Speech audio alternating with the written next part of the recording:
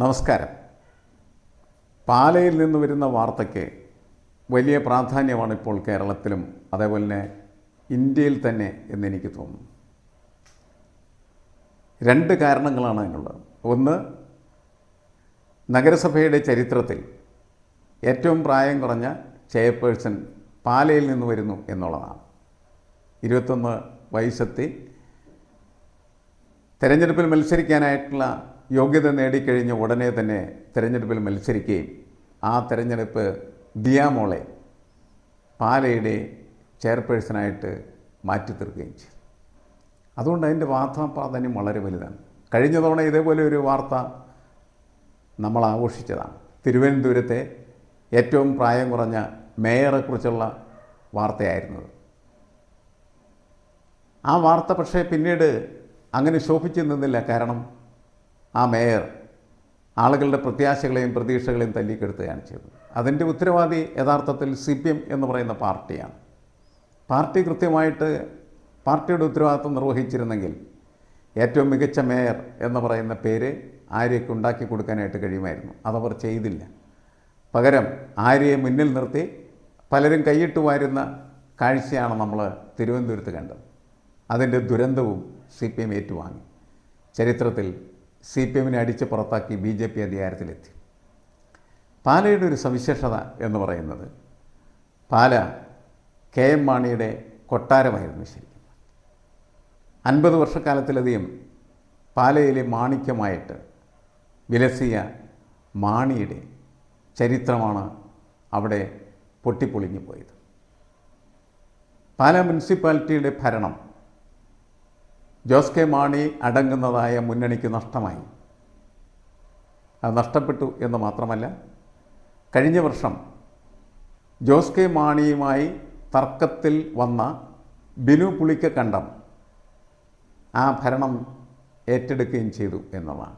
ബിനു പുളിക്കക്കണ്ടത്തിൻ്റെ പ്രത്യേകത, അവർ പാലയിലെ വലിയൊരു കുടുംബമാണ്, ഒരു ഹിന്ദു കുടുംബം. അയാൾ പല പാർട്ടികളിലും മാറി മാറി മത്സരിച്ച സമയത്തൊക്കെ ജയിച്ച ഒരാളാണ്. BJP-കാരനായിരുന്നു ഒരിടയ്ക്ക്. അദ്ദേഹത്തിൻ്റെ അനുജൻ ബിജു എന്ന് പറഞ്ഞാൽ BJP-യുമായിട്ട് വളരെ കൂടുതൽ ബന്ധമുള്ള ഒരാളാണ്. സുരേഷ് ഗോപിയുടെ വലങ്കയായി പ്രവർത്തിക്കുന്ന ഒരാൾ. എന്നുവെച്ചാൽ അതൊരു BJP കുടുംബമായിട്ട് മാറുകയോ മാറ്റം ചെയ്യപ്പെടാൻ സാധ്യതയുള്ളതോ ആണ് എന്നുള്ളതാണ്. എന്നുവെച്ചാൽ BJP-യുടെ കണക്കിൽപ്പെടാതെ BJP ഭരിക്കുന്ന ഒരു നഗരസഭയായിട്ട് പാല മാറുന്നു എന്നുള്ളതാണ് പ്രത്യേകത. പാലയെക്കുറിച്ച് നമ്മൾ അച്ചായന്മാരെക്കുറിച്ച് മാത്രം കേട്ടിരുന്ന ഇടത്ത് ആണ് ഈ പുളിക്കക്കണ്ടം ഫാമിലി അവരുടെ അധികാരം സ്ഥാപിച്ചിരിക്കുന്നതെന്നാണ് മനസ്സിലാക്കേണ്ടത്. പലരും ദിയാമോൾ ചെയർപേഴ്സൺ ആകുന്ന സമയത്ത് ആര്യ ആവരുത് എന്ന് പറയുന്നുണ്ട്. അതിലെന്ത് കഥയിരിക്കുന്നു? ഓരോ വ്യക്തികളും അവരുടെ സർഗാത്മകമായിട്ടുള്ള കഴിവുകൾ ശരിയായിട്ടുള്ള രീതിയിൽ വിനിയോഗിച്ചാൽ അവർക്ക് ചരിത്രം നിർമ്മിക്കാനായിട്ട് കഴിയും എന്നുള്ളതാണ്. ദിയാമോൾക്ക് അതിന് കഴിയുകയില്ല എന്നുള്ളത് കാത്തിരുന്ന് മാത്രം നമുക്ക് കാണാവുന്ന കാര്യമാണ്. അപ്പോൾ ദിയാമോളിൻ്റെ ബന്ധുക്കൾ അവർ 13, 14, 15 വാർഡുകളിൽ അടുപ്പിച്ച് ഈ 3 പേരും ജയിച്ച് ആ വിജയത്തിൻ്റെ പിന്നിൽ UDF ഉണ്ടായിരുന്നുള്ളത് ശരിയാണ്. UDFൻ്റെ പിന്തുണ ഉണ്ടായിരുന്നു എന്നുള്ളത് ശരിയാണ്. പക്ഷേ അവർ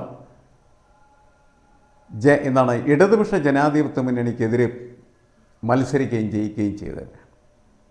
അവർ പിന്നെ ഇടതുപക്ഷത്തേക്ക് പോകും എന്നൊക്കെ പറഞ്ഞ വാർത്തകൾ യഥാർത്ഥത്തിൽ ഈ അധികാരം പങ്കുവെക്കലിൻ്റെ തർക്കം സൃഷ്ടിച്ച് ആദ്യമേ തന്നെ അധികാരം പിടിച്ചെടുക്കാനായിട്ട് ബിനുവിന് സഹായകരമായിട്ടുള്ള നിലപാടുണ്ടാക്കാൻ വേണ്ടി മാത്രമാണ്.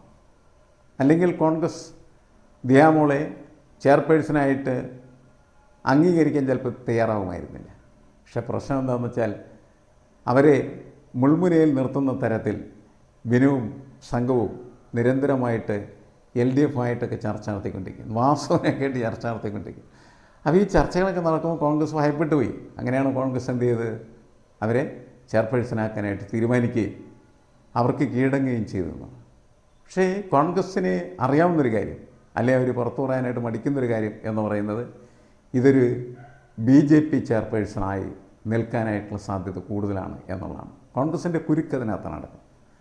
അപ്പോൾ BJP ഔദ്യോഗികമായിട്ട് കരുതാത്ത, പ്രഖ്യാപിക്കാത്ത ഒരു മുനിസിപ്പാലിറ്റി കൂടി ബി ജെ പിക്ക് കിട്ടി എന്ന് അവരുടെ ഇടയിൽ അവർ മർമറിംഗ് ക്യാമ്പയിൻ നടത്തുന്നത്. അത് പാലയാണ്. അച്ചായന്മാരുടെ ഇടയിൽ അങ്ങനെ ബി ജെ പിക്ക് ഒരു മുനിസിപ്പാലിറ്റിയുടെ ഭരണം കിട്ടിയിരിക്കുന്നു എന്നാണ് അവർ പറഞ്ഞുകൊണ്ടിരിക്കുന്നത്. ഈ നമ്മുടെ രാഷ്ട്രീയത്തിൻ്റെ എല്ലാവിധമായ തമാശകളും ഇങ്ങനെ നമുക്ക് ചുറ്റിങ്ങനെ കറങ്ങിക്കൊണ്ടിരിക്കുകയാണ് ചെയ്യുന്നത്.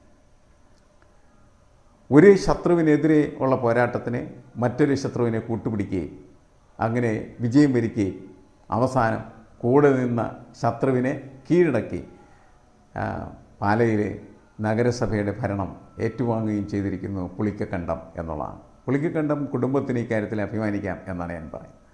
മാത്രമല്ല അവർക്ക് എപ്പോഴും കയ്യെത്തും ദൂരത്ത് കേന്ദ്ര ഭരണകൂടം ഉണ്ട് എന്ന ആശ്വാസമുണ്ട്. സുരേഷ് ഗോപി എപ്പോഴും ഈ ബിജു എന്ന് പറഞ്ഞാൽ സുരേഷ് ഗോപിക്കൊപ്പം നടക്കുന്ന ഒരാളാണ്. തൃശ്ശൂരിലെ തെരഞ്ഞെടുപ്പ് കാലത്ത് അദ്ദേഹം തൃശ്ശൂരിലായിരുന്നു മുഴുവൻ നേരം സുരേഷ് ഗോപിക്ക് വേണ്ടി പ്രവർത്തിക്കാനായിട്ട്. അപ്പം അങ്ങനെ പൊതുവിൽ ബി ജെ പിക്കാരുടെ ഇടയിൽ ഈ പാലാ മുനിസിപ്പാലിറ്റി എന്ന് പറഞ്ഞതിൻ്റെ ഇടയിൽ പറയാതെ പറഞ്ഞ് ബി ജെ പിയുടെ മുനിസിപ്പാലിറ്റിയായിട്ട് മാറിയിരിക്കുന്നു എന്നുള്ളതാണ്. ഇത് കേരള രാഷ്ട്രീയത്തിൽ വലിയ ചലനങ്ങൾ ഉണ്ടാക്കാൻ സാധ്യതയുള്ള തന്ത്രപരമായിട്ടുള്ള നീക്കമായിട്ടാണ് ഞാനതിനെ മനസ്സിലായത്. ഒന്ന്, ഇത് അച്ചായന്മാരുടെ അഹങ്കാരത്തിന് കിട്ടിയ അടിയായിട്ട് വേണ്ടി നമുക്ക് കണക്കാക്കാം. നേരിട്ടുള്ള മത്സരമല്ല, അതൊരു ഒളിയുദ്ധമായിരുന്നു. പക്ഷേ യുദ്ധത്തിൽ അവർ തോറ്റുപോയി എന്നുള്ളതാണ്. പാലയിൽ മാണി ഗ്രൂപ്പ് അല്ലെങ്കിൽ കേരള കോൺഗ്രസ് എന്ന് പറയുന്നത് അധികാരത്തിൽ നിന്ന് പുറത്തു നിന്നു എന്നുള്ളതിനേക്കാൾ ഉപരി എക്കാലത്തേക്കുമായിട്ട് അച്ചായന്മാരുടെ കയ്യിൽ നിന്ന് അത് മാറിപ്പോയിരിക്കുന്നു എന്നുള്ളതാണ് ഇനി വരുന്ന നാളുകളിൽ അവിടെ നടക്കാൻ പോകുന്നതായിട്ടുള്ള ചർച്ച. അവിടുത്തെ രാഷ്ട്രീയം എന്ന് പറയുന്നത് അങ്ങനെയാണ് എന്നുള്ളതാണ്. ആ രീതിയിലേക്ക് അത് ചർച്ച ചെയ്യപ്പെടുകയും കേരള കോൺഗ്രസിൻ്റെയും ഇടതുപക്ഷത്തിൻ്റെയും രാഷ്ട്രീയ ഭാവിയെപ്പോലും വെല്ലുവിളിക്കാൻ പറ്റുന്ന തരത്തിലുള്ള ഒരു നീക്കമായിട്ടത് മാറിത്തീരുകയും ചെയ്യും എന്നുള്ളതാണ്.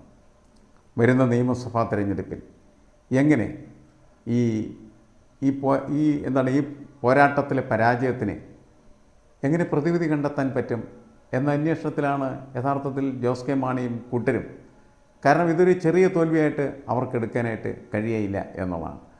എക്കാലത്തെയും അവർക്ക് നേരിടേണ്ടി വന്ന ഏറ്റവും വലിയ പരാജയങ്ങളൊന്നായി മാറിത്തീരുന്നു. 2, അടുത്ത നിയമസഭാ തെരഞ്ഞെടുപ്പിൽ എന്ത് നിലപാടെടുക്കണം. നമ്മൾ സോഷ്യൽ മീഡിയയിലും മറ്റുമൊക്കെ നിരന്തരമായിട്ട് കണ്ടുകൊണ്ടിരിക്കുന്നത് ജോസ് കെ മാണി UDF പോകാനായിട്ട് ഓങ്ങുന്നു എന്നൊക്കെയാണ്. അതൊന്നും സംഭവിക്കാനുള്ള സാധ്യതകളില്ല.